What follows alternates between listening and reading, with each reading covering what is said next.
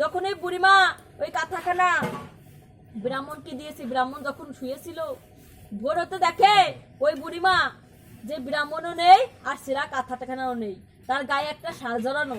ওই বুড়িমা প্রতিদিন দুধ দিতে যেত আর দেখতো জগন্নাথের গায়ে এই শাল। তখন চিন্তা করছে, আমি ভিখারি কাঙালি, যদি রাজা কোনো মতে জানতে পারে এই শাল আমার কাছে আছে তাহলে তো আমাকে দণ্ড দিবে। তার চাইতে বরং একটা পুটলিতে করে নিয়ে যাই, গিয়ে রাজার কাছে সব কথা খুলে বলি। তখন ওই বুড়িমা কি করেছে, ওই শালখানা পুটলিতে করে নিয়ে গিয়ে রাজার কাছে সব কথা খুলে বলেছে।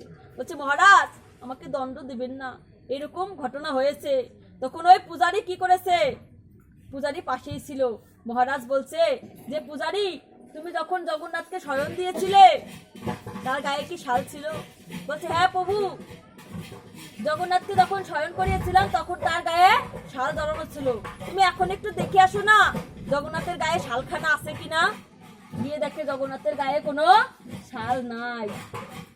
তখন কি করেছে, ওই পূজারি গিয়ে ওই বুড়িমার চরণে পতিত হয়েছে। আহারে বুড়ি, আহারে ভক্তিমতী, তোমার মতো ভক্ত তো এই জগতে বিরল। আজ কত শত বছর ধরে জগন্নাথের পার্শ্বদ হয়ে জগন্নাথের সেবা করছি, কোনোদিন জগন্নাথ তো আমাদের একটি শালও দেয় নাই। একটু